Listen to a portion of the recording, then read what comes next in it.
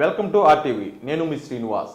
మెరుగైన సమాజం, అందరికీ సమానత్వం, ఇది జనసేన మోటో. మార్చి 14, 2014లో స్థాపించిన పార్టీ ఇప్పటివరకు అనేక ఒడిదుడుకులు అయితే ఎదుర్కొంది. 2014లో పోటీ, 2014లో ఒంటరి పోటీ, అదేవిధంగా 2024లో మరోసారి పొత్తుతోటి ఎన్నికలకు రాబోతుంది. ఇప్పటి వరకు గడిచిన 10 సంవత్సరాల కాలంలో ఒక్కరు కూడా చట్టసభల్లో అడుగుపెట్టిన దాఖలాలు లేవు. కారణాలు అనేకమైనప్పటికీ కూడా రానున్న 2024 ఎన్నికలలో టీడీపీ పొత్తుతోటి ఖచ్చితంగా తమ సత్తా చాటుతామని చెప్పేసి కూడా ఇప్పటికే అధినేత పవన్ కళ్యాణ్ చెప్పడం జరిగింది. కానీ ఎక్కడో కొంత అనుమానం అయితే నెలకొంది. అనుమానాలను నివృత్తి చేసేదాని కోసం, అదేవిధంగా వారి మోటో, వారి ప్రణాళికలు ఏమనబోతున్నాయో మనతో పాటు పంచుకునేందుకు కోసం సిద్ధంగా ఉన్నారు ప్రకాశం జిల్లా జనసేన అధ్యక్షులు షేక్ రియాజ్ గారు. నమస్తే సార్. నమస్తే. నమస్కారం.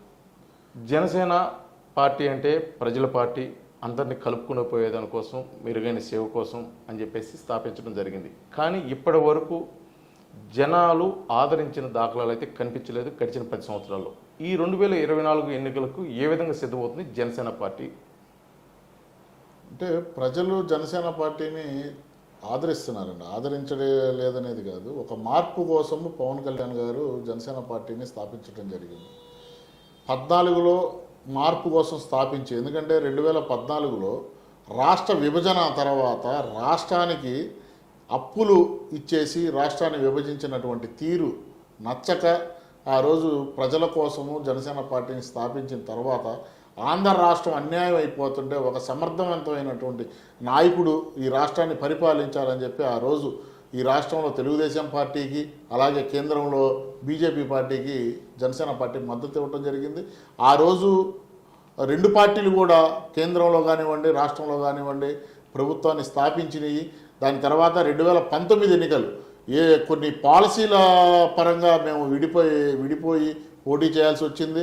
సో పోటీ చేసినటువంటి పరిస్థితుల్లో చాలా మంచి ఓటింగ్ శాతం అయితే మేము తెచ్చుకున్నాం. ఎందుకంటే పోటీ చేసిన ప్రతి చాట కూడా మాకు మంచి ఓటింగే వచ్చింది. దాని తర్వాత లోకల్ బాడీ ఎలక్షన్లో కూడా చాలా చాట్ల సర్పంచులు గెలిచాము, వార్డు మెంబర్లు గెలిచాము, జెడ్పీటీసీలు గెలిచాము, అలాగే కార్పొరేషన్ ఎన్నికల్లో ధైర్యంగా పోటీ చేసాము. ఎందుకంటే ఆనాటి లోకల్ బాడీ ఎలక్షన్లో కూడా ఎక్కడ కూడా అధికార పార్టీకి భయపడి చాలామంది నామినేషన్లు వేసే పరిస్థితుల్లో కూడా లేరు. అలాంటి టైంలో కూడా జనసేన పార్టీ నాయకులు అందరూ నిలబడి నామినేషన్లు వేసి గెలిచినటువంటి తీర్లు కూడా ఉన్నాయి. కాబట్టి ప్రజలు మార్పు కోరుకునే విధంగా ఉన్నంతకాలం జనసేన పార్టీ ప్రజల్లో ప్రజా సమస్యలు లేవనెత్తుతానే ఉండింది.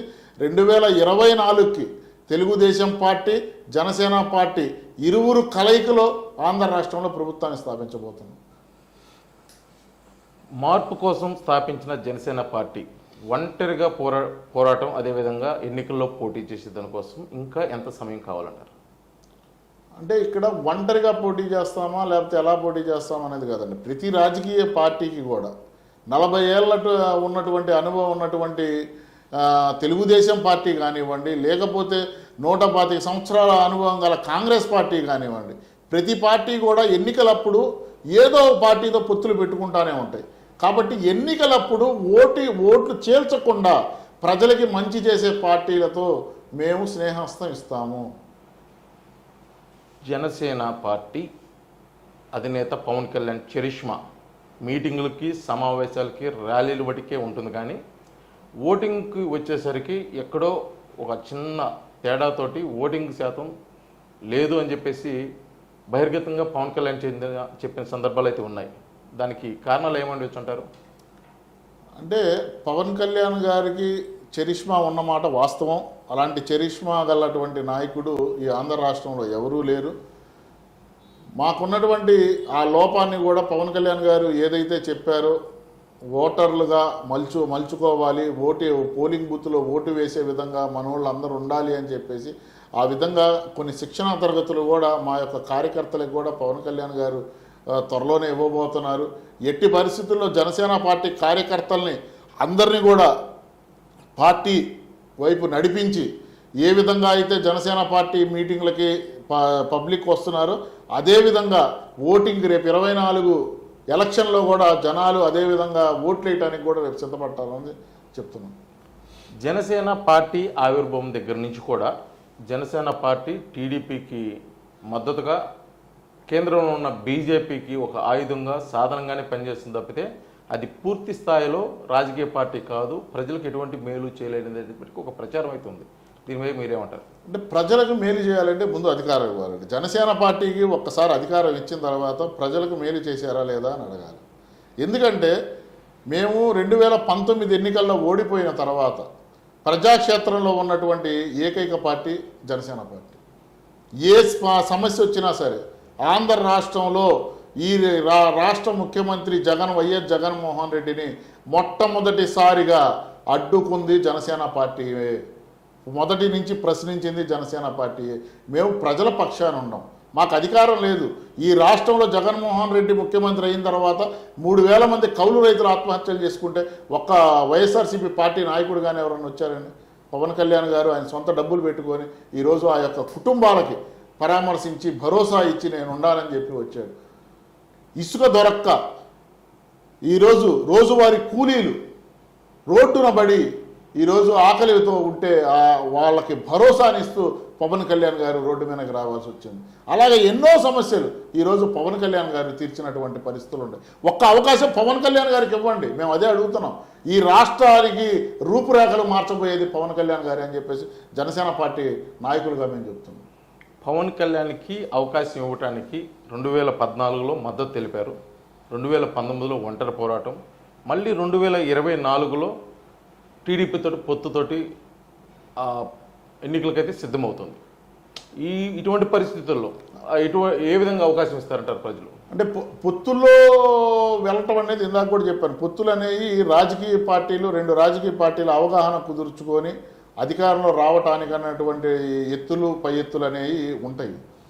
ఆ యొక్క రాజకీయ పార్టీలు 2 కూడా ఎలక్షన్స్ తర్వాత మెజార్టీ స్థానాల్లో గెలిచిన తర్వాత ఆయా అధ్యక్షులు కూర్చొని పవర్ షేరింగ్లో ఎవరు ఎలా ఉండాలని చెప్పేసి నిర్ణయిస్తారు. కాబట్టి పవన్ కళ్యాణ్ గారు, చంద్రబాబు నాయుడు గారు ఇరువురు కూడా కూర్చొని నిర్ణయించేటటువంటి పరిస్థితులు.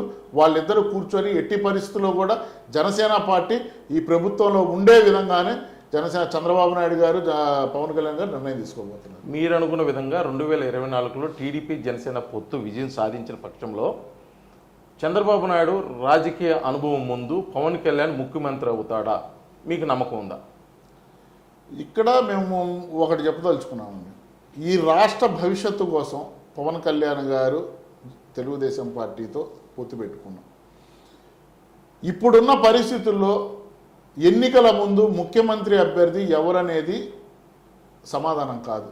ఈ రాష్ట్రాన్ని, అంధకారంలో ఉన్నటువంటి ఒక రాష్ట్రాన్ని, ఈ రాష్ట్ర పరిపాలిస్తున్నటువంటి ఒక సైకో, ఒక గూండా, ఒక రౌడీ, అంటే నేను ఈ రౌడీ గూండా అని ఎందుకు మాట్లాడానంటే ఆర్థిక నేరాల్లో చిక్కుకొని జైల్లో ఉన్నటువంటి వ్యక్తి ఈరోజు అధికారంలో కూర్చోబెడితే రాష్ట్రం వ్యవస్థలన్నీ నాశనం అయిపోయింది.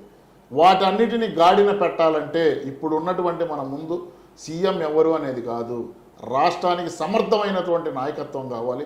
ఆ నాయకత్వం పవన్ కళ్యాణ్ గారు, చంద్రబాబు నాయుడు గారు ఇరువురు కూడా ఇవ్వబోతున్నారు. 2024లో టీడీపీ జనసేన పొత్తుతోటి వెళ్తుంది.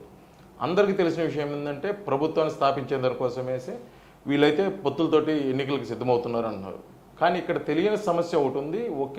ఒక వరిలో 2 కత్తుల విధంగా నియోజకవర్గాల్లో ఇప్పటికే ఎవరి సామర్థ్యం లెక్కన వాళ్ళు ఒక క్యాడర్ అయితే ఏర్పాటు చేసుకోవడం జరిగింది. అటు టీడీపీ అయితే కానీ, ఇటు జనసేన అయితే కానీ. ఈ నేపథ్యంలో ఈ పొత్తుల నేపథ్యంలో ఒకరి సహకారం మరొకరికి ఎలా ఉండబోతుంది?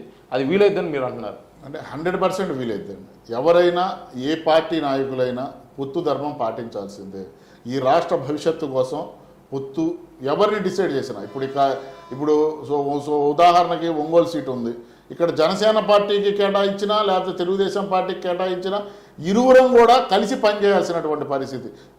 మా ముందున్నటువంటి లక్ష్యం ఒక్కటే, వైఎస్ఆర్సీపీ పార్టీని ఓడగొట్టి ఇంటికి పంపించడమే మా ముందున్నటువంటి లక్ష్యం. కాబట్టి మా అందరికీ కూడా ఆంధ్ర రాష్ట్ర భవిష్యత్తే ముఖ్యం. కాబట్టి ఎట్టి పరిస్థితుల్లో మా నాయకులు తీసుకున్నటువంటి నిర్ణయాన్ని మేము కట్టుబడి ఉంటాం, పొత్తు ధర్మాన్ని మేము పాటిస్తాం. మొత్తానికైతే చూస్తున్నాం, ఆంధ్రప్రదేశ్ రానున్న 2024 ఎన్నికల్లో కేవలం అధికారం సాధించడమే కాదు, ప్రజలకు మెరుగైన సేవలు అందించే ఉద్దేశంతో వైసీపీని గద్దె దించాలి, అప్పుడే ప్రజలకు మెరుగైన సేవలు చేయగలమన్న ఉద్దేశంతో మేము పొత్తులతో ముందుకెళ్తున్నాం, కానీ అధికారం కోసం అయితే కాదని చెప్పేసి కూడా తెలియజేస్తున్నారు. అదేవిధంగా గతంలో జరిగిన ఎన్నికలు ఒక ఎత్తు అయితే 2024లో జరగబోయే ఎన్నికలు ఒక ఎత్తుగా ఉంటాయి. ప్రజా బలం, సంఖ్యాబలం కూడా జనసేనకు ఉంది. ఆ నమ్మకంతో మేము 2024లో టీడీపీ పొత్తుతోటి కలిసి ఎన్నికల్లో విజయం సాధించి ఖచ్చితంగా ముఖ్యమంత్రి హోదాలోనే ప్రజలకు మెరుగైన సేవలు అందించేదాని కోసం అయితే చూస్తామని చెప్పేసి కూడా జనసేన నాయకులు రియాజ్ తెలియజేస్తున్నారు. వీడియో జర్నలిస్ట్ లక్ష్మణ్తో శ్రీనివాస్, RTV, ఒంగోలు, ప్రకాశం జిల్లా.